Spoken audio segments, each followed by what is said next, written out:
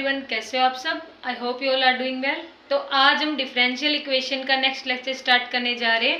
देखो, previous lecture में हमने बात की थी कि general method of finding particular integral, कि पर्टिकुलर इंटीग्रल को फाइंड आउट करने का एक जनरल मेथड। उससे पहले हमने बात की थी कि 5 rules to find out particular integral. लेकिन वो 5 रूल्स क्या थे? वो स्पेसिफाई थे या फिर कॉमन थे?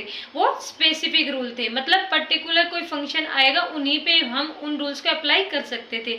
जैसे हमारा आ जाता फंक्शन, मान लो 1/f(d) e⁻⁴ मतलब एक्सपोनेंशियल फंक्शन, तो उस केस में हम कैसे अप्लाई करते थे कि 1/f(a) e⁻⁴ मतलब d को हम a से सब्सटीट्यूट करते थे। ऐसे ही साइन और कोस के फंक्शन आ जाते, तो उसमें हम d स्केल को माइनस a स्केल से रिप्लेस करते थे, है ना।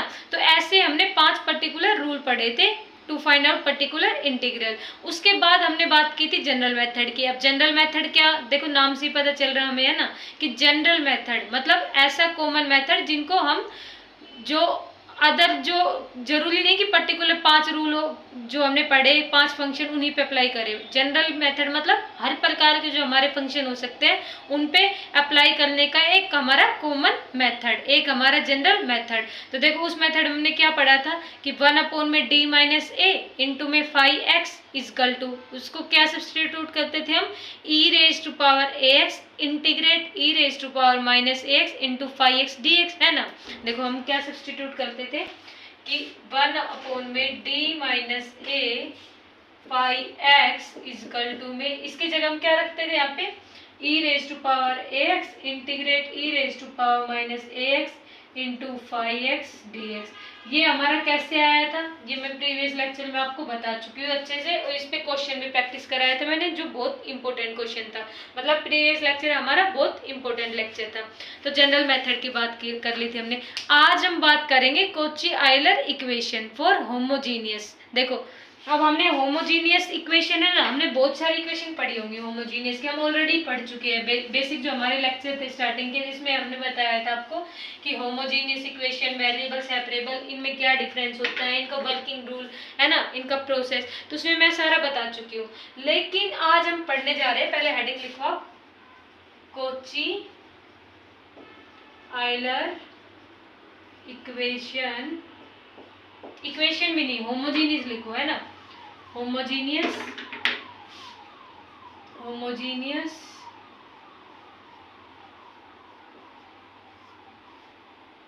लीनियर इक्वेशन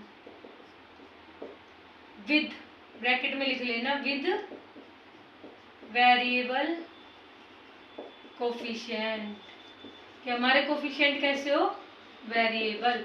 देखो आज आपका हमारा टॉपिक है कॉची आयलर। देखो ये जो EULER है ना, मैंने लिखा है, इस वर्ड को काफी तरह से प्रोनाउंस करते हैं, तो आप एक बार गूगल पे चेक कर लेना। आयलर बोलते हैं वैसे तो इसको। तो कॉची आयलर इक्वेशन, कौन सी equation, homogeneous linear equation with variable coefficient. मतलब अब तक जो हमने, देखो मैंने होमोजीनियस भी बताया था आपको, है ना, तो आप बोलोगे इस होमोजीनियस और उन होमोजीनियस में क्या डिफरेंस है। देखो बहुत बड़ा डिफरेंस है। जो हमने पहले होमोजीनियस इक्वेशन पढ़ी है ना, उस होमोजीनियस इक्वेशन के अंदर हमने जो कोफिशिएंट लिए थे वो कांस्टेंट लिए थे, मतलब हमारे कोफिशिएंट कांस्टेंट थे। लेकिन जब हमारे कोफिशिएंट वेरिएबल हो जाए, मतलब हमारा वेरिएबल कोफिशिएंट आ जाए क्वेश्चन में, तब हम कौन सा मेथड अप्लाई करेंगे। तो तब जो हम होमोजीनियस मेथड अप्लाई करते थे उन क्वेश्चन में सोल्व करने के लिए कि put y equal to vx, वो मेथड तो अप्लाई कर नहीं पाएंगे, है ना। तो हम किसको क्या पुट करेंगे, तो वही बताता है हमें Cauchy Euler homogeneous linear equation with variable coefficient. तो आपको डिफरेंस समझ आ गया होगा कि आज का लेक्चर हम पढ़ ही क्यों रहे हैं, है ना, किस चीज पे बेस्ड है आज का लेक्चर। तो आज का लेक्चर पढ़ने का देखो मेन हमारा पॉइंट यही है कि हमें अगर क्वेश्चन में वेरिएबल कोफिशिएंट मिल जाए तो उस क्वेश्चन को हम कैसे सोल्व करेंगे। तो देखो पहले मैं इसका डेरिवेशन करा देती हूँ, फिर क्वेश्चन प्रैक्टिस करेंगे, तब आपको समझ आएगा कि वेरिएबल कोफिशिएंट को हम कैसे सोल्व आउट करते हैं। हम y इक्वल टू vx को क्यों पुट नहीं करते, y इक्वल टू vx की जगह हम क्या इस क्वेश्चन में, इस टाइप के क्वेश्चन में पुट करते हैं। तो देखो पहले डेरिवेशन करते हैं।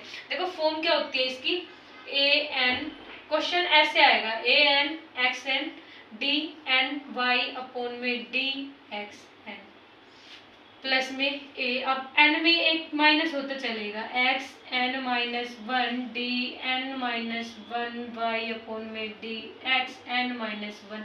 ये सीरीज चलती जाएगी। कब तक चलती जाएगी? जब तक ये ए हमारा इनिशियल ए नोट ना हो जाए और ये हमारा क्या ना हो जाए, वाई इज इक्वल टू में पाई एक्स। देखो ये फॉर्म होती है हमारी। ये फॉर्म किसकी फॉर्म है हमारी? Cauchy Euler homogeneous linear equation, इसकी फॉर्म है हमारी, है ना। तो देखो फॉर्म में क्या है, n x N d raise to power n Y upon में डी एक्स एन प्लस में, मतलब फिर एन में क्या होता गया हमारी, एक एक वैल्यू क्या होती गई हमारी, रिड्यूस होती गई। वेयर जहाँ पे हमारे A note A one A two, मतलब देखो मान लो एन की वैल्यू हमारी यहाँ पे 2 होती, एन की वैल्यू यहाँ पे 2 होती, तो A two X two D square Y upon में डी एक्स स्केयर प्लस में, अब 2 माइनस 1 करते तो कितना होता, ए वन। तो A note A one A two A three हमारे चलते जाएंगे। ये हमारे क्या है, हमारे कोफिशिएंट है। क्या है हमारे कोफिशिएंट्स है कि where a note A one A two A three are our coefficients. और इस फॉर्म को हम क्या बोलते हैं, Cauchy Euler homogeneous linear equation with variable coefficient. तो ये हमारी फॉर्म होती है कि ए एन एक्स एन की। अगर आपको इस टाइप का क्वेश्चन दिख जाए कहीं भी तो आपको समझ जाना है कि वो क्वेश्चन हमारा किस टाइप का है, Kochi Euler homogeneous linear equation with variable coefficient, इस टाइप का हमारा क्वेश्चन है वो। तो इसकी फॉर्म ये आई। अब हम इसको सोल्व कैसे करेंगे, देखो हम क्या करेंगे, हम एक्स है ना, इसको पुट कर लेंगे E raise to power Z. X को पुट किया हमने क्या, E raise to power Z, तो जेड की वैल्यू आप लोग निकालोगे तो क्या आएगा, log ई एक्स।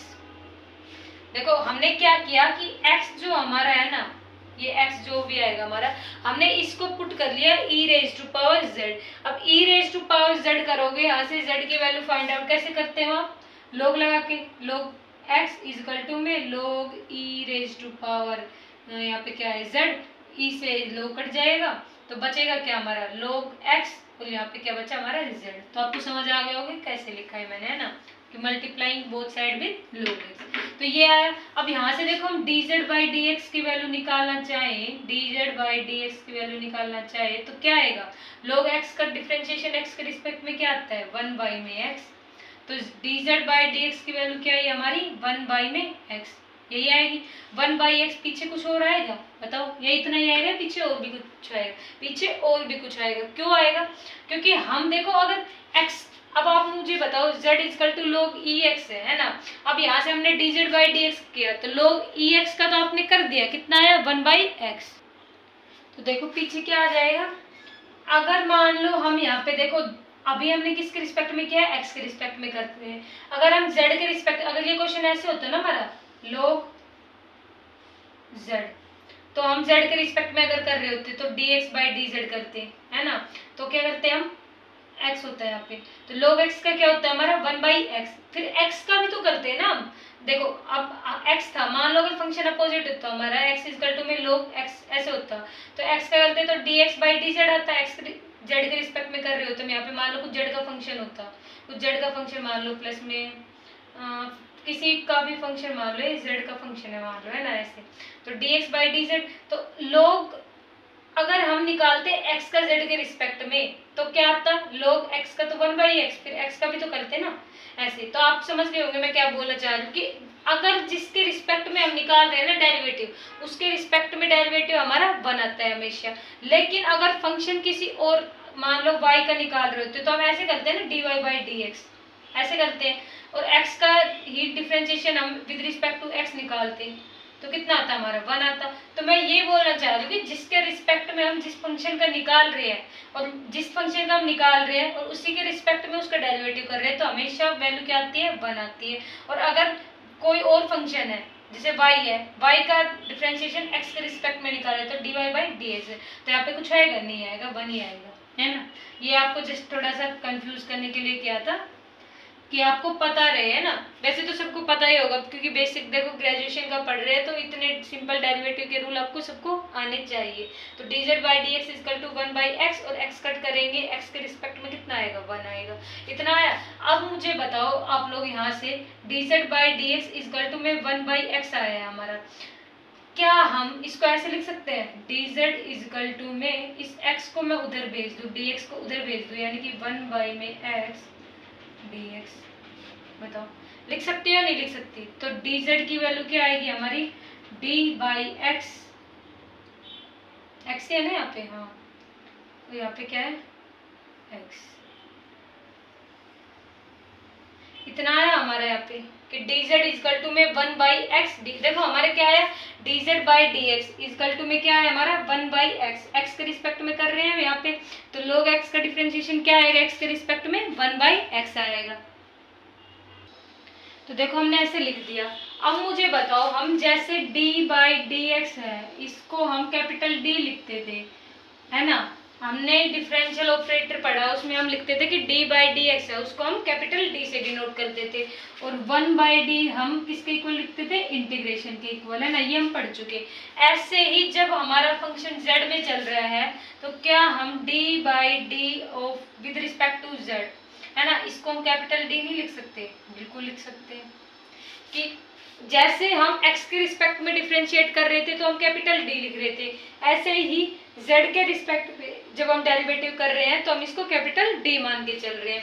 अब मुझे बताओ dy बाई डी एक्स है, dy बाई डी एक्स, इसको क्या मैं पता इतना सब क्यों कर रही हूँ, आपको अभी समझ आ जाएगा थोड़ी देर में कि इतना सब कुछ हमने x को e raise to power z माना, फिर z की वैल्यू निकाली log e x, फिर उसके बाद हमने क्या किया कि इसको डिफरेंशिएट किया dz by D x is equal to 1 by x into 1 आया था, x का x के रिस्पेक्ट में किया था तो 1 आया था, फिर dz अपॉन में dx था तो इसको उधर भेज दिया, dx को उधर भेज दिया, यहाँ से dz की वैल्यू मिल गई हमें, है ना, ये मिल रखी। फिर हमने क्या किया कि d बाई dz को हम कैपिटल D यानी डिफरेंशियल ऑपरेटर से डिनोट कर रहे हैं, क्यों कर रहे हैं, जैसे हम d बाई डी एक्स को कैपिटल D से करते थे ऐसे ही मैंने इसको यहाँ पे डिनोट किया हुआ है। अब मुझे बताओ dy बाई डी एक्स है, ये dy बाई डी, इसको क्या मैं dy बाई में dz इंटू dz बाई में dx ऐसे लिख सकती हूँ, किसी को कोई प्रॉब्लम नहीं होनी चाहिए, क्यों, क्योंकि dz से dz को मैं कैंसिल आउट कर दूँ तो वही मुझे dy बाई dx मिलेगा, देखो, है ना, तो कोई फर्क पड़ा नहीं पड़ा, बीच में क्या कर रहे हैं हम इसकी मल्टीप्लाई कर रहे हैं। तो अब मुझे बताओ कि dy बाई dx है हमारा dy by dx is equal to में ये dy बाई dz तो सेम, dy बाई dz तो हमारा सेम, लेकिन इस dz बाई dx की जगह क्या मैं 1 बाई एक्स सब्सटीट्यूट कर सकती हूँ? बिल्कुल कर सकती हूँ, क्यों, क्योंकि हमने देखा कि z को हमने x is equal to e raise to power z put किया तो z हमारा log e x आया, कैसे आया, दोनों साइड log से मल्टीप्लाई करके, फिर यहाँ से dz बाई dx की वैल्यू क्या आई 1 बाई एक्स, तो यहाँ पे dz बाई dx की जगह मैं 1 बाई एक्स सब्सटीट्यूट कर रही हूँ। तो अब मुझे बताओ यहाँ से dy बाई dz है हमारा, इसकी वैल्यू क्या आई 1 बाई, ये 1 बाई एक्स से उधर जाएगा तो क्या आएगा, न्यूमरेटर में चला जाएगा, है ना, देखो इधर डिनोमिनेटर में क्रॉस मल्टीप्लाई करेंगे तो किधर न्यूमरेटर में चला जाए x dy by dx is equal to में dy बाई में dz। अब मुझे बताओ इस d बाई dz की जगह, इस d बाई dz की जगह मैं एक कैपिटल D लिख सकती हूँ, बिल्कुल लिख सकती हूँ, क्यों, क्योंकि वही डिफरेंशियल ऑपरेटर है उसी को ये डिनोट कर रहा है, तो यानी कि x dy बाई में dx इजकल टू में कैपिटल dy, यानी अब मुझे पता चल गया कि हमारे क्वेश्चन में अगर x dy बाई dx दिख गया हमको तो उसको हमें रिप्लेस करना है किससे, कैपिटल dy से। तो एक चीज तो आपको यहाँ से मिल गया। अब पता चला हम इसको इतना सब कुछ क्यों सब्स्टिट्यूट करें, क्यों, क्योंकि इनकी पावर क्या पता कितनी हो, x की पावर यहाँ पे d का जरूरी थोड़ी ना कि एक बार डिफरेंशिएट करें, 2 बार करें, कितनी बार भी करें, और x की जगह यहाँ पे x मान लो ऐसे होता है a15 x 14, क्यों, क्योंकि वेरिएबल कोफिशिएंट है, हमारे कोफिशिएंट ये थोड़ी ना कि पहले 1 2 मतलब फिक्स होएंगे, वेरिएबल हमारे कोफिशिएंट हमारे क्या है, वेरिएबल है, मतलब उनकी वैल्यू कुछ भी हो सकती है, वेरी कर रहे हो, तो इन क्वेश्चन को हम नॉर्मल जो पुट करते थे, put y equal to v, उससे तो सोल्व कर नहीं सकते। क्यों? क्योंकि उसके अंदर तो कोफिशिएंट हमारे क्या होते थे, कांस्टेंट होते थे। तो वेरिएबल कोफिशिएंट के लिए हम Cauchy Euler homogeneous linear equation का यूज करते हैं। आई थिंक अब आपको समझ आने लग गया होगा कि इस जो ये फॉर्म पढ़ रहे हैं हम, इसका हम यूज ही क्यों करते हैं। तो इतना समझ आया हमने इसको सब्स्टिट्यूट क्यों किया। हमें वैल्यू मिल गई कि अब क्वेश्चन में x dy by dx दिख जाए तो हम यहाँ पे dy करेंगे। ऐसे ही अगर मैं डी स्केयर वाई अपॉन में dx निकालू, dx स्केयर, अभी हमने क्या किया, dy by dx निकाला, अब हम क्या निकालेंगे, डी स्केयर वाई अपॉन में dx स्केयर, यानी एक बार और डिफरेंशिएट करना पड़ेगा मुझे x के रिस्पेक्ट में, किसको, dy by dx को, कि ये जो हमारा dy by dx था इसको मैं अगेन डिफरेंशिएट करूंगी d square y by D x के, तभी तो मिलेगा। हम इधर मल्टीप्लाई करेंगे तभी तो डी स्केयर वाई अपॉन में डी एक्स के मिलेगा, ये चीज मिलेगी। तो D Y by D X, अब D Y by D x की वैल्यू क्या है हमारी, 1 by x D Y by D Z. Substitute करो, देखो यहाँ पे डी स्केयर वाई अपॉन में डी एक्स स्केयर, इसकी जगह ये डी बाई डी एक्स किसका निकालना हमें, d Y by D x का। अब D Y by D x की वैल्यू क्या है, 1 by x D Y by D z, यानी 1 by x into d Y by D z, ये वैल्यू आई है। तो अब क्या आप इसको डिफरेंशिएट कर सकते हो, बिल्कुल कर सकते हो। कौन से रूल से, प्रोडक्ट रूल अप्लाई करके कर सकते हो। देखो जब भी हमारा फंक्शन हम डिफरेंशिएट करें, मतलब दो फंक्शन गिवन हो और उनको हमें डिफरेंशिएट करना हो, है ना, तब हम कौन सा रूल अप्लाई करते हैं, प्रोडक्ट रूल। प्रोडक्ट रूल क्या होता है, u into v equal to किसके इक्वल होगा, कि फर्स्ट फंक्शन का derivative keeping second function constant, plus फिर फर्स्ट फंक्शन को कांस्टेंट रखो, सेकंड फंक्शन का डेरिवेटिव कर दो। ये कब होता है, जब हम डेरिवेटिव करते हैं, जब दो फंक्शन मल्टीप्लाई में हो और उनको हमें इंटीग्रेशन करना हो तो वहां पे हम आइलेट यूज करते हैं ना, ये चीज याद रखना आप लोग। तो देखो प्रोडक्ट रूल अप्लाई करेंगे, तो मैं लिख देती हूँ एक जगह product rule u into v. Product rule हम कैसे करते हैं, इसका डिफरेंशिएशन किसी के रिस्पेक्ट में करना है, x के रिस्पेक्ट में करना है, तो u को सेम रख लिया, dv बाई dx कर दिया प्लस में, फिर v को सेम रख लिया, du बाई में dx कर दिया। देखो कितना सिंपल रूल है ना, कि एक फंक्शन का डेरिवेटिव दूसरे को कांस्टेंट प्लस में दूसरे को कांस्टेंट फिर एक का डेरिवेटिव, ऐसे कर लेंगे। तो ऐसे ही हम यहाँ पे अप्लाई करेंगे। तो देखो क्या वैल्यू आएगी, यहाँ पे लगाएंगे तो हम फर्स्ट फंक्शन मान लो, अभी हम मान लो u इंटू वी है, d Y by D z को हम क्या ले रहे हैं, कांस्टेंट ले रहे हैं। 1 बाई किसी का कर लो, कोई फर्क नहीं पड़ता क्योंकि प्लस में है। आप ऐसे करो, 5 में 4 जोड़ो 9 आएगा, या फिर 4 में 5 जोड़ो कितना आएगा, 9 आएगा। तो कैसे भी लिख सकते हो, कोई फर्क नहीं पड़ने वाला। 5 की 3 से मल्टीप्लाई कर लो या 3 की 5 से कर लो, 15 ही आएगा, है ना, ये कुछ और आएगा, 15 ही आएगा। तो ऐसे ही 1 बाई एक्स है, इसका डेरिवेटिव करो, इसको कांस्टेंट रखो, 1 बाई एक्स। अब 1 बाई एक्स का डेरिवेटिव आई थिंक सबको आता होगा डेरिवेटिव, कि हम 1 बाई एक्स का जब डेरिवेटिव करें, मैं करके दिखा देती हूँ। इस एक्स को हम दूसरी तरफ न्यूमरेटर में ले जाएंगे तो क्या है, इनवर्स में हो जाएगा, बिल्कुल हो जाएगा। पावर आगे आती है हमारी, पावर में हम ऐसे तो करते हैं ना, डेरिवेटिव कैसे करते हैं, पावर हमारी आगे आती है, पावर में हम एक कम करते हैं, तो x minus one minus one, तो -1 x रेज टू पावर -2, यानी -1 बाई एक्स स्क्वायर, ये आएगा, है ना। आई थिंक वैसे मुझे करने की जरूरत नहीं थी, सबको आता होगा ये। तो देखो यहाँ पे क्या आएगा, -1 बाई में x square, d Y by D z को हमने क्या ले लिया, कांस्टेंट ले लिया, फिर प्लस में। अब हम क्या करेंगे, हमने इसको डेरिवेटिव किया, इसको कांस्टेंट रखा था, अब हम क्या करेंगे, इसको कांस्टेंट रखेंगे, इसका डेरिवेटिव करेंगे। तो 1 बाई एक्स को हमने क्या किया, कांस्टेंट किया। अब मुझे बताओ, हम अलग से लिख लेते हैं, डी बाई डी एक्स किसका करना है, d Y by D Z का करना है। हमें क्या करना है, d Y by D Z का हमें अगेन क्या करना है, डिफरेंशिएशन करना है। तो इसका डिफरेंशिएशन करेंगे हम इसके साथ, तो क्या आएगा, डी स्केयर वाई अपॉन में डी एक्स स्केयर, फिर अब जेड का भी करेंगे एक्स के रिस्पेक्ट में। देखो ये क्यों किया हमने, ये डेरिवेटिव अब यादों को समझ नहीं आएगा कि इसका डेरिवेटिव का रिजल्ट आया कैसे, है ना। तो देखो हम कैसे करते हैं कि हमें देखो d Y by D z given था ना, इसका हमें अगेन डिफरेंशिएशन करना है, किसके रिस्पेक्ट में, एक्स के रिस्पेक्ट में। तो क्या आएगा, एक्स के रिस्पेक्ट में करेंगे तो डी स्केयर वाई बाई में d z square, d z by में डी एक्स। देखो क्या है, डी बाई डी एक्स का d Y by D z के रिस्पेक्ट में करेंगे, d square y d, sorry ये जेड है ना, जेड है, तो डी स्केयर वाई अपॉन में d z square, d z by में डी एक्स। देखो कैसे आया ये मैं बताती हूँ आपको। हम जब कोई फंक्शन है, मान लो y है हमारा यहाँ पे, है ना, वेरिएबल है, वेरिएबल का डिफरेंशिएशन कर रहे हैं हम जेड के रिस्पेक्ट में, और इसी का फिर अगेन डेरिवेटिव कर रहे हैं कोई और वेरिएबल के रिस्पेक्ट में। ये भी हमारा वेरिएबल है, ये भी हमारा वेरिएबल है।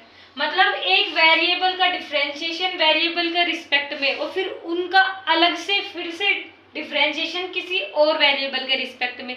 तो उनका डिफरेंशिएशन हम कैसे करते हैं, ट्रिक है, याद कर लेना कि जो y है ना, देखो इसका अगेन डिफरेंशिएशन करोगे तो y का अगेन डिफरेंशिएशन क्या आएगा, डी स्क्वायर वाई।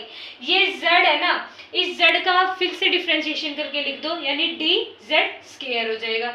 अब ये z हमारा वेरिएबल था, आपने y का तो लिख दिया कि डी स्क्वायर, देखो डी वाई ऑलरेडी था, फिर से डिफरेंशिएशन करोगे तो डी स्क्वायर वाई ही आएगा।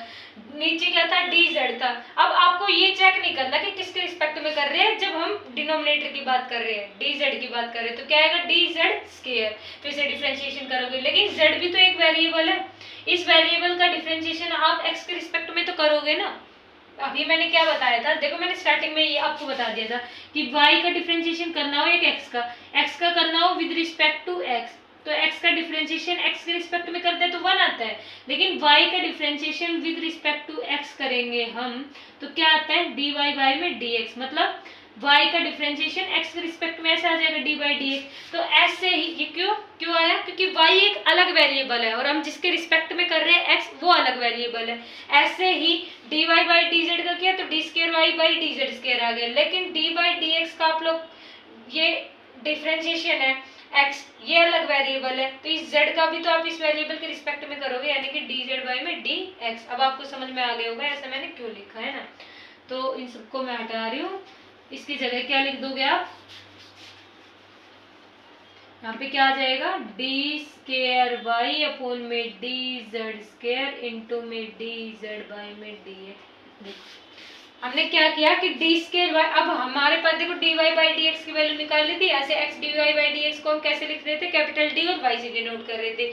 ऐसे ही अगर हम डबल डेरिवेटिव निकाले, यानी D Y by D x का फिर से डेरिवेटिव कर दे, तो डी बाई डी एक्स किसका, D Y by D X, इस D Y by D x का फिर से डिफरेंशिएशन कर दिया, तो इसकी वैल्यू क्या थी, 1 बाई एक्स इंटू में d Y by D z, इनको यू इंटू वी से हमने सोल्व कर लिया, तो हमारा वो आंसर आ गया। अब मुझे बताओ इसको हम फर्दर कैसे सिंप्लीफाई करेंगे, क्या हम यहाँ पे कुछ, ये क्या है हमारे यहाँ पे 1 बाई एक्स स्क्वायर है ना, तो यहाँ पे कुछ सब्सटीट्यूट कर सकते हैं किसी वैल्यू को, देखो ध्यान से, बिल्कुल कर सकते हैं। हम क्या कर सकते हैं, देखो -1 बाई एक्स, इसको तो सेम लिखो, ये हमारा क्या था, डी स्क्वायर वाई अपॉन में D x square equal to में -1 बाई एक्स स्क्वायर तो हमारा एज इट इज आएगा, इंटू में d Y by D z भी एज इट इज आया, plus 1 by x d square Y upon में d Z square भी एज इट इज, लेकिन इस d z by D x की जगह, d z by D x की जगह हम 1 बाई एक्स सब्सटीट्यूट कर सकते हैं, बिल्कुल कर सकते हैं। तो हमने क्या किया, यहाँ पे 1 बाई एक्स किया, अब यहाँ पे 1 बाई एक्स इंटू में 1 बाई एक्स, तो कितना हो गया, 1 बाई एक्स स्क्वायर, ये 1 बाई एक्स स्क्वायर यहाँ पे ऑलरेडी था, तो हम क्या करेंगे, 1 बाई एक्स स्क्वायर को कॉमन ले लेंगे, यानी डी स्क्वायर वाई अपॉन में D x square equal to में 1 बाई एक्स स्क्वायर को कॉमन लिखा ब्रैकेट में, यहाँ पे क्या बचेगा, डी स्क्वायर वाई अपॉन में d Z square minus minus, ये सिंबल था, माइनस के साथ d Y by D z बचा, ये तो कॉमन ले चुके हम, तो माइनस का d Y by D z, ये हमारा बच गया। अब मुझे बताओ इस फॉर्म को हम और कैसे लिख सकते हैं, ऐसे लिख सकते हैं ना, 1 बाई में x square D square Y by D Z square, d y d z को हम कैसे लिख रहे थे, कैपिटल डी से लिख रहे थे, कहाँ गया वो लिखा हुआ था ना, ये रहा, देखो d by D z equal to में कैपिटल डी से, तो हम ऐसे लिख सकते हैं ना कि capital d square y minus capital D y. इसको भी हम फर्दर कैसे लिख सकते हैं कि अब फाइनल देखो हम कैसे लिख सकते हैं कि डी स्क्वायर वाई अपॉन में D x square equal to में, ये एक्स स्क्वायर इधर है, डिवाइड में उधर जाएगा तो मल्टीप्लाई में, यानी इधर आया तो मल्टीप्लाई में, इजकल टू में डी स्क्वायर वाई माइनस में डी वाई, तो यहाँ से देखो वाई कॉमन आ रहा है तो हम वाई को कॉमन ले लेंगे, बच क्या जाएगा, डी स्क्वायर माइनस में डी, बच क्या गया हमारा, वाई बच गया, कि x square D square Y by D x square equal to d square minus में डी वाई, वहां से हमने कॉमन ले लिया। अब मुझे बताओ इस डी स्क्वायर माइनस डी है, इसको हम कैसे लिख सकते हैं, डी ब्रैकेट में डी माइनस 1, ऐसे लिख सकते हैं, कैसे लिख सकते हैं कि डी ब्रैकेट में डी माइनस 1 वाई, लिख सकते हैं ना, बिल्कुल लिख सकते हैं। तो ये ही हमारा क्या हो गया, सॉल्यूशन निकल के आ गया कि हमने क्या किया, कि x D Y by D x is equal to में कैपिटल डी वाई, और यहाँ पे X square D square Y upon में D x square minus D Y लिखा था, और इस D square minus D Y को हम कैसे लिख सकते हैं, डी ब्रैकेट में डी माइनस वन वाई। अगर क्यूब होता है यहाँ पे, मतलब ऐसे होता X cube D cube Y upon में डी एक्स क्यूब, ऐसे होता तो इसको हम कैसे लिखते, D minus one d minus to और वाई, इसको हम ऐसे लिखते है ना। तो हमने देखो अब इसका मतलब क्या हुआ कि अगर हमारी फॉर्म इस फॉर्म में आ जाए ए एन, यहाँ पे ए तो है नहीं लेकिन एक्स एन तो है, एक्स स्क्वायर है ना, डी स्क्वायर वाई अपॉन में D x square equal to में डी स्क्वायर माइनस में d y equal to d minus one y. मतलब जो डिफरेंशियल ऑपरेटर था उसमें हम एक कम करके लिख रहे हैं वैल्यू को, है ना। आप लोग देख रहे होगे, मान लो देखो जब हमें 3 तक जाना था, x cube D cube Y upon में डी एक्स क्यूब 3 पावर तक जाना था, तो हमने क्या किया, यहाँ पे 3 ही फैक्टर बने, 1 2 3, तो 4 लिखते हैं तो 4 बन जाता है कि d minus one d minus two d minus three Y.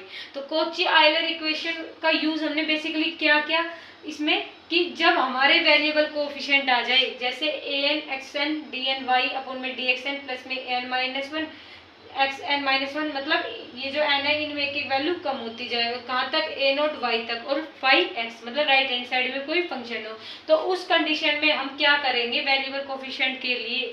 अब हमने क्या पढ़ा कि हमने x को पुट करा दिया, क्या, e raise to power z, x को e raise to power z put कराया, दोनों साइड log से मल्टीप्लाई कर कि हमने log से मल्टीप्लाई करने के बाद हमें क्या मिला, हमें यहाँ से z की वैल्यू मिल गई log x, फिर हमने डिफ्रेंशिएट कर दिया, dz बाई डी एक्स की वैल्यू 1/x आ गई।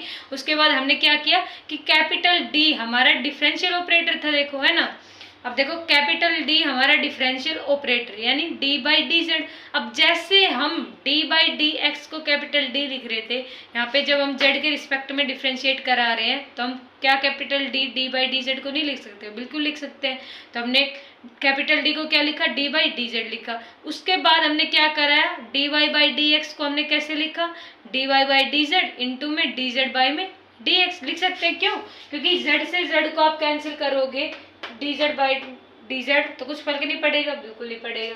तो dy by D x 1/x dy by dz आ जाएगा। क्यों, क्योंकि dz बाई dx की वैल्यू हमें पता है क्या कि 1/x है, तो यहाँ पे वैल्यू को सब्स्टिट्यूट करा है, यहाँ से x dy बाई dx की वैल्यू क्या है, कैपिटल dy। मतलब अब एक चीज आप लोग ध्यान रखना कि जब भी हमारा x dy बाई dx आ जाए तो उसकी जगह हमें कैपिटल dy लिखना है। ये लिख दोगे, इतना कर दिया आपने। अब हम सेकंड डेरिवेटिव की बात करते हैं कि फर्स्ट डेरिवेटिव आ गया तब तो हम ये सब्स्टिट्यूट कर देंगे, लेकिन सेकंड डेरिवेटिव अगर आया तो हम क्या सब्स्टिट्यूट करेंगे, यानी डी स्क्वायर वाई अपॉन में डी एक्स स्क्वायर आया तो हम कैसे करेंगे इसको सोल्व। हमने क्या किया कि 2 टाइम डेरिवेटिव कर रहे हैं किसका, dy बाई डी एक्स का, तो dy बाई डी एक्स का हम फिर से डेरिवेटिव कर रहे हैं। dy बाई डी एक्स की वैल्यू क्या थी, 1/x dy by D Z, तो 1/x dy by D Z हमने यहाँ पे वैल्यू पुट की, प्रोडक्ट रूल अप्लाई किया, यहाँ से हमने वैल्यू निकाली किसकी, X square D square Y upon में डी एक्स स्क्वायर की। X dy by D X आए तो हम dy लिखते हैं, X square D square Y upon D x square आ जाए तो हम यहाँ पे डी माइनस वन कर देंगे, कि इस d के साथ d माइनस वन और कर देंगे। ऐसे ही क्यूब आ जाए तो d माइनस वन के बाद d माइनस टू वाई कर देंगे। तो अब आपको समझ आ गया होगा कि जब भी हमारे क्वेश्चन में हमें x dy बाई में डी एक्स दिखे तो हम क्या करेंगे, उसकी जगह कैपिटल डी वाई डिनोट कर देंगे, है ना। या फिर हमारे क्वेश्चन में x square D square Y upon में डी एक्स स्क्वायर दिखे तब हम क्या करेंगे कि कैपिटल डी फिर capital d minus one into में वाई, ऐसे कर देंगे।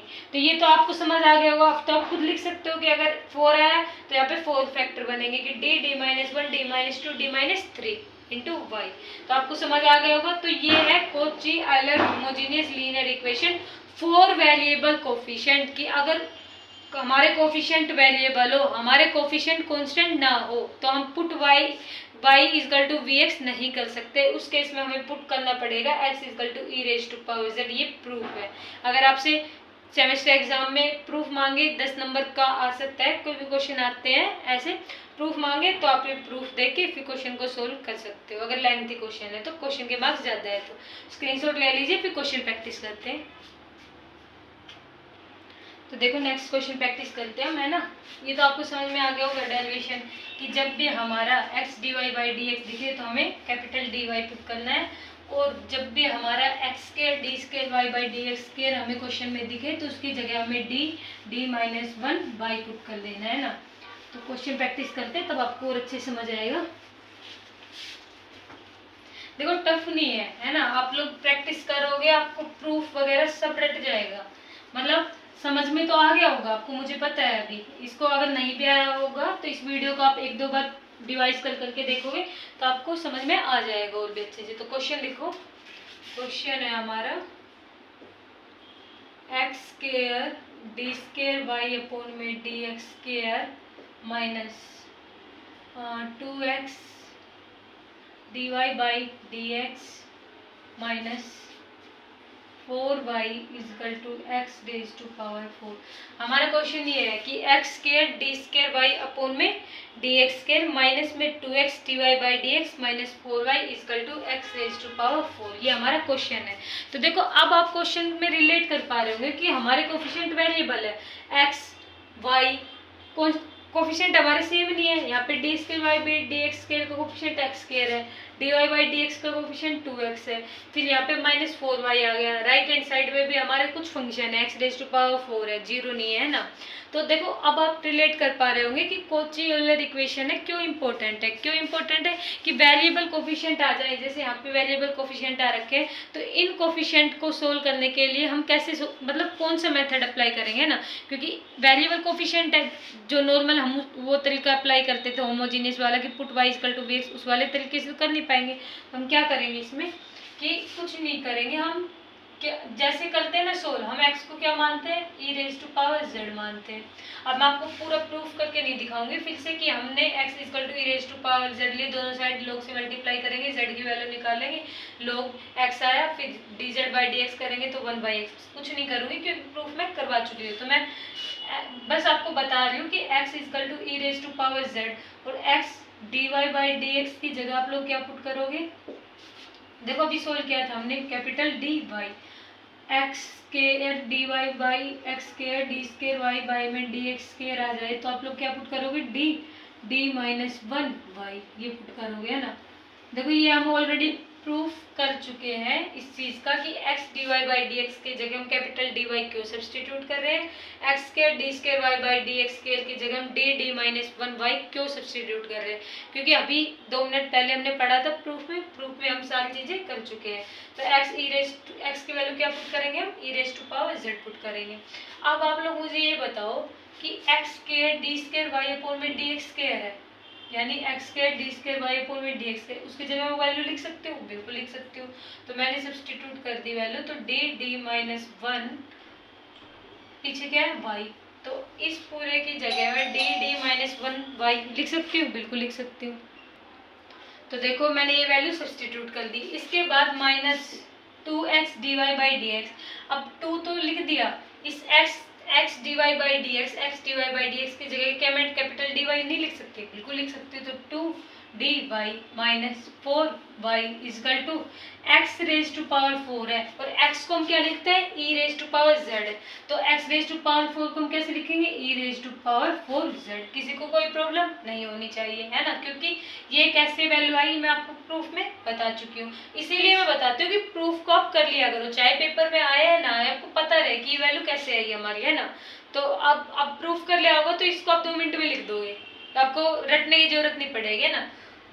तो ये वैल्यू आ गई। तो देखो आप लोग इनको सोल्व करोगे, इसकी मल्टीप्लाई इसके साथ करोगे, यानी डी स्केयर माइनस में d y minus 2dy multiply कर लो साथ ही, यहाँ पे मल्टीप्लाई करके लिख दो, फिर एक स्टेप बच जाएगी हमारी 4y equal to e raise to power 4z। देखो मैंने क्या किया, इस डी की मल्टीप्लाई इससे भी करोगे इससे भी करोगे, दोनों से मल्टीप्लाई किया तो क्या आता है, डी स्केयर माइनस डी, फिर ब्रैकेट के बाहर y, मतलब ये y फिर डी स्केयर और डी इन दोनों से मल्टीप्लाई होता है, तो मैंने अभी लिख दिया minus 2dy minus 4y equal to e raise to power 4z, minus dy minus 2dy कितना बच गया, डी स्केयर माइनस 3dy हो जाएगा, माइनस 1 और माइनस 2 कितना हुआ, minus 3 dy minus 4y equal to e raise to power 4z। अब यहाँ से मैं y कॉमन ले सकती हूँ, बिल्कुल ले सकती हूँ, d square minus 3d minus 4 y equal to E raise to power 4z। देखो कोई प्रॉब्लम आई किसी को? नहीं आनी चाहिए। देखो y y y तीनों जगह से मैंने क्या लिया? कॉमन लिया। अब पता है क्या, इतनी प्रैक्टिस आप लोग कर चुके हैं ना कि अब आप को स्टेप दिख जानी चाहिए कि अब हमें क्या करना है। अब इस इक्वेशन को हम कैसे सोल्व करेंगे, कैसे इसके ऑक्सिलरी इक्वेशन बनाएंगे, कैसे इसके कॉम्प्लीमेंट्री फंक्शन से हम सॉल्यूशन को फाइंड आउट करेंगे पर्टिकुलर इंटीग्रल निकाल के। तो इतनी प्रैक्टिस के बाद ना आपको रट जाना चाहिए। रटना भी क्या है, देखो आपके हाथ खुद चलेंगे क्योंकि हमने प्रैक्टिस इतनी कर ली है कि अब आप लोग इस इक्वेशन को सोल्व करोगे। इस कोई जैसे ऑक्सिलरी इक्वेशन निकालोगे आप लोग, इसकी ऑक्सिलरी इक्वेशन सोल्व करोगे इसको आप। क्यों? क्योंकि हमें सी एफ की वैल्यू चाहिए। C f complementary function, basic lecture से लेके अब तक हमने सारे क्वेश्चन में ऑक्सिलरी इक्वेशन निकाले, पर्टिकुलर इंटीग्रल निकाला है। तो स्टेप आपको अभी तक ध्यान हो जाना चाहिए अगर आप सच में प्रैक्टिस कर रहे हो ना। तो देखो सी एफ यानी कॉम्प्लीमेंट्री फंक्शन, उसके लिए हमें ऑक्सिलरी इक्वेशन की जरूरत पड़ती है। क्यों पड़ती है ऑक्सिलरी इक्वेशन की जरूरत? क्योंकि ऑक्सिलरी इक्वेशन है उससे हमें रूट्स का पता चलता है। रूट्स का पता चलेगा तभी हम सी एफ की वैल्यू को लिख पाएंगे। तो ऑक्सिलरी इक्वेशन को हम डी को एम से रिप्लेस करते हैं और जो राइट हैंड साइड है उसको 0 पुट करते हैं। देखो फैक्टर बनाओगे आप लोग एम स्क्वायर माइनस में 3d के फैक्टर बनाओगे, क्या बनेगा? माइनस का डी, सॉरी प्लस का डी और माइनस का 4d minus 4 equal to 0। M आएगा ना, डी की जगह हम पुट कर रहे हैं, डी की जगह हम क्या पुट कर रहे हैं? एम पुट कर रहे हैं। देखो m square plus m minus 4 है, माइनस 4 इक्वल टू 0। फैक्टर बनाने तो आई थिंक सबको आते होंगे, है ना। कुछ नहीं किया कि ए की सी से मल्टीप्लाई करते हैं। जैसे ए यहाँ पे क्या है 1 देखो फॉर्म क्या होती है, ए एक्स स्क्वायर प्लस में बी एक्स प्लस में सी, ये फॉर्म होती है। तो फैक्टर के लिए हम क्या करते हैं? ए इंटू सी की मल्टीप्लाई करते हैं तो ए सी आ जाएगा। इसके हम मल्टीपल तोड़ते हैं। जैसे मान लो यहाँ पे एग्जाम्पल, जैसे यही एग्जाम्पल है 1 और 4, यानी 1 इंटू में 4 करोगे क्या आएगा? 4 आएगा। 1 की मल्टीप्लाई 4 से करोगे तो 4 आया। अब 4 के फैक्टर तोड़ोगे आप, 4 के फैक्टर या तो 2 इंटू 2 हो सकते हैं या फिर 1 इंटू में 4 हो सकते हैं। अब 2 इंटू 2 यानी ये दो और ये दो, इसकी प्लस या माइनस क्या आपको 3 दे सकती है? नहीं दे सकती। लेकिन 1 और 4 इनकी प्लस या माइनस आपको 3 दे सकते हैं? बिल्कुल दे सकते हैं। जब हमारे पास प्लस का 1 हो और माइनस का 4 हो तो करोगे आप सोल्व तो माइनस का यही आएगा ना 3d। यहाँ पे भी आप लोग m कर लीजिए। तो अब आपको पता चल गया होगा फैक्टर कैसे बनाते हैं। वैसे तो सबको आता होगा, 9th क्लास का है। तो देखो यहाँ से हम कॉमन लेंगे तो m कॉमन लिया, बच क्या गया m प्लस 1। यहाँ से कॉमन लेंगे minus 4 m plus 1 equal to 0, m minus 4 और m प्लस 1 0 के इक्वल रखोगे तो आपको क्या मिलेगा? m की वैल्यू प्लस 4 और इसकी वैल्यू माइनस 1। तो फैक्टर आपको पता चल गया। मैं इरेज कर सकती हूँ यहाँ से ना, क्या मिला है फैक्टर? 4 और माइनस 1, यानी कि हमारी m की वैल्यू क्या आई? 4 और माइनस 1। हमारे रूट्स कैसे हैं? रियल और डिस्टिंक्ट है। हमारे रूट्स कैसे है? रियल प्लस में डिस्टिंक्ट है। तो अब मुझे बताओ आप लोग, जब हमारे रूट्स रियल और डिस्टिंक्ट है तब सी एफ की वैल्यू क्या होती है? कितनी बार मैं आप लोगों को बता चुकी हूँ कि जब हमारे रूट्स या तो रियल और इक्वल हो या फिर कॉम्प्लेक्स हो या फिर रियल और डिस्टिंक्ट हो तो उसके लिए हम सी एफ को कैसे लिख सकते हैं ना। पूरा बेसिक लेक्चर भी मैंने बनाया हुआ है इसी टॉपिक पे, सी एफ वाले टॉपिक पे, कि हमारे रूट्स जब अलग अलग होते हैं तो उनके लिए सी एफ की वैल्यू कैसे लिख सकते हैं। अभी मैं लिख रही हूँ सी एफ की वैल्यू। जब हमारे रूट्स रियल और डिस्टिंक्ट होते हैं तब हम c1 e raise to power m1x plus में c2 e raise to power m2x के तरीके से लिखते हैं। अभी मैंने बता दिया, मैं बार बार नहीं बताऊंगी, मैं डायरेक्ट लिखूंगी, है ना। तो देखो c1 e raise to power m1 क्या हमारा 4, यानी 4x लिखते हैं। लेकिन x यहाँ पे नहीं लिखेंगे, क्यों? क्योंकि हमारे क्वेश्चन में हम वेरिएबल किसको मान के चल रहे हैं? z को। हमने x को भी तो e raise to power z की फॉर्म में लिखा है। इस कैपिटल D को भी तो हम कैसे लिख रहे थे? d बाई डी जेड लिख रहे थे। जब हमने कोची आयलर जो फॉर्म है उसका डेरिवेशन किया तो d बाई डी जेड को हम d लिख रहे थे। तो हमारा वेरिएबल क्या है यहाँ पे? z है, हम x नहीं लिखेंगे। इस चीज़ का ध्यान रखना है। तो यहाँ पे हम z लिखेंगे प्लस में c2 e raise to power फिर माइनस 1z। आपको समझ आ गया होगा सी एफ मैंने कैसे लिखा है ना। अब बात करते हैं पर्टिकुलर इंटीग्रल की। अब पर्टिकुलर इंटीग्रल के लिए क्या करते हैं? देखो ये भी मैं आपको बता चुकी हूँ। पर्टिकुलर इंटीग्रल के लिए y को एक तरफ लिखो, बाकी सारी टर्म को एक तरफ भेज दो। y को एक तरफ लिखा, देखो हमारी इक्वेशन ये थी d square minus 3d minus 4y equal to E raise to power 4z। y को इधर लिखोगे, इस बाकी सारे टर्म को उधर भेज दोगे, यानी कि 1/में D square minus 3d minus 4 E raise to power 4z, है ना। तो y इक्वल टू में, अब देखो, अब आपको समझ आ रहा होगा कि जो मैंने 5 रूल आपको कराए थे वो 5 रूल का यूज क्या है। अब यहाँ पे आप लोग सोल्व कर सकते हो। उस 5 रूल को आपने पढ़ा, अगर आपको याद होगा तो देखते ही आप बता पाओगे कि इस स्टेप के बाद हम नेक्स्ट स्टेप क्या करेंगे, है ना। देखो आप लोग सोच रहे हो मैं रट के नहीं आती हूँ, है ना, क्योंकि इस मैथमेटिक्स से कितना रटोगे आप, कितनी स्टेप क्रैम करोगे आप। अगर आपने प्रैक्टिस करोगे ना तब खुद पे खुद पता चल जाएगा कि इस स्टेप के बाद वो स्टेप आएगी। तो देखो अब ये दिखा, अगर आपने सच में प्रैक्टिस की होगी ना तो इस स्टेप को देखते ही आपको समझ आ गया होगा कि हमें रूल नंबर फर्स्ट अप्लाई करना है। रूल नंबर फर्स्ट हमारा क्या बोलता था कि 1/में F of D E raise to power A X exponential function आ जाए तो हम डी को ए से रिप्लेस करते थे। और ये कंडीशन कब लागू होती थी, जब हमारा F of A not equal to 0 हो, कि जब हमारा F of A not equal to 0 हो। जब हमारा F of A equal to 0 आ जाए उस केस में हम क्या करते थे, 1/में F of D E raise to power X को कैसे लिखते थे, एक्स से मल्टीप्लाई करके डिनोमिनेटर में फर्स्ट डेरिवेटिव करके E raise to power A X को एज इट इज। देखो इस पे कंप्लीट लेक्चर बना चुकी हूँ मैं, इस एक रूल पे, सिर्फ एक रूल पे एक लेक्चर बनाया था। वो लेक्चर भी छोटा नहीं था, 30-40 मिनट का लेक्चर था वो पूरा। तो उसमें मैंने बताया था, क्वेश्चन में प्रैक्टिस कराए थे। तो देखो आप ये रूल अप्लाई हो रहा है, हमें नहीं पता यहाँ पे एफ ऑफ ए हमारा नॉट इक्वल टू 0 है, 0 के इक्वल है। आप लोग पहले ये अप्लाई करोगे, अगर f of A not equal to 0 आता है तब ये रूल अप्लाई करोगे। अगर एफ ऑफ ए 0 के इक्वल आ जाता है उस केस में नहीं आएगा, आया तो ये अप्लाई करोगे। तो हमें नहीं पता, हम पहले एक को अप्लाई करके देखते हैं कि वैल्यू पुट करते हैं। डी की जगह आप ए सब्स्टिट्यूट करोगे। देखो डी की जगह क्या सब्स्टिट्यूट किया आपने, ए हमारा क्या है यहाँ पे 4 है, क्यों, क्योंकि E raise to power A X इस फॉर्म में होता है ना। तो देखो ए की वैल्यू क्या है हमारी 4 है, तो आप 4 सब्स्टिट्यूट करोगे, मान लो डी की जगह 4 रखोगे तो 4 का स्क्वायर 16 माइनस 3 इंटू 4 करोगे तो कितना आएगा 12 माइनस 4, तो 1 में 16 माइनस 16 कितना आया 1/0, यानी 0 बन रहा है। तो हमारा एफ ऑफ ए, ये कंडीशन कब लागू होती है, जब हमारा F of A not equal to 0 आता है। लेकिन एफ ऑफ ए हमारा 0 के इक्वल आ जाए तब हम ये कंडीशन अप्लाई करते हैं। तो अब हमें पता चल गया कि यहाँ पे हमारा एफ ऑफ ए किसके इक्वल है, 0 के इक्वल है।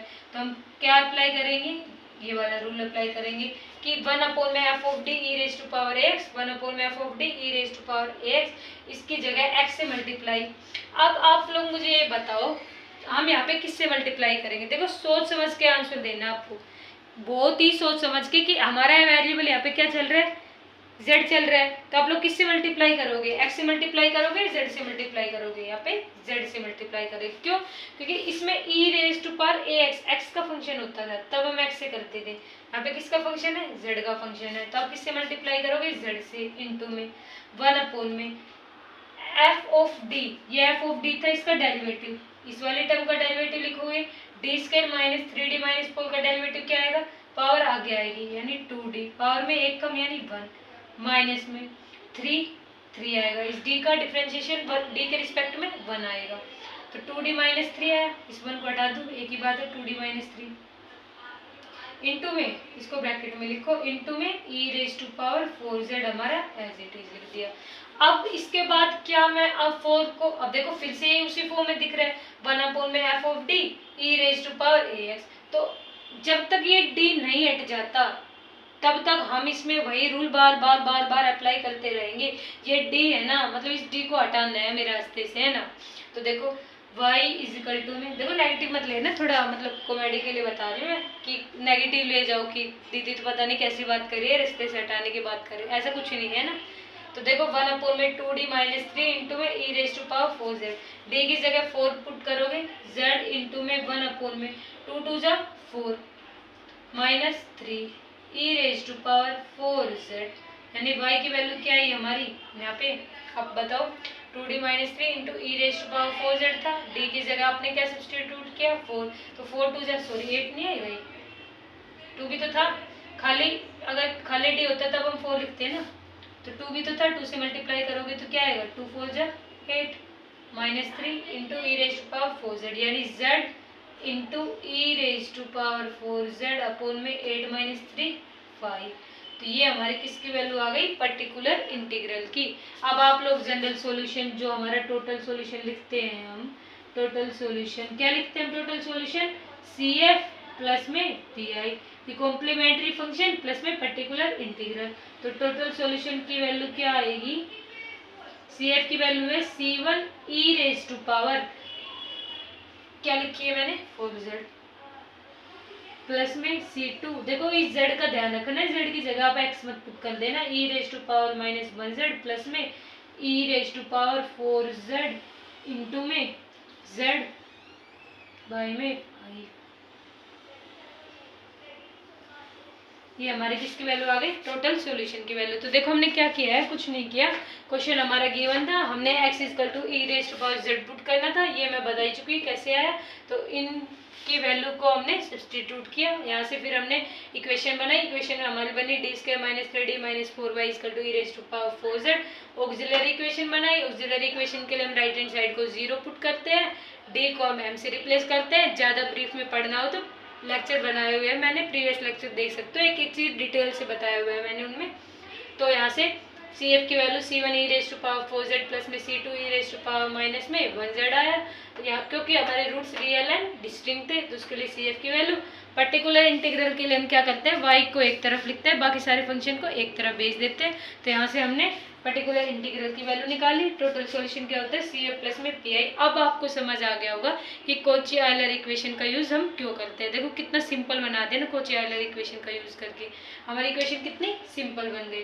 तो आज का लेक्चर काफ़ी लेंथी लेक्चर हो चुका है। हमने देखो आज कॉची आयलर इक्वेशन इसका प्रूफ पढ़ा, क्वेश्चन भी प्रैक्टिस किया है ना अच्छे से। अब हम क्या करेंगे, जब हमारी यूनिट कंप्लीट हो जाएगी उसके बाद एक बेसिक लेक्चर लेके आएंगे, सभी जो क्वेश्चन है मतलब जो हमने अब तक पढ़ा, variable, separable, homogeneous, Bernoulli theorem, exact, non exact, इसके अलावा हमने second order linear differential equation पे पढ़े, 5 रूल्स पढ़े, आज कॉची आयलर इक्वेशन पढ़ी, इसके बाद हम method of variation of parameter पढ़ेंगे, है ना।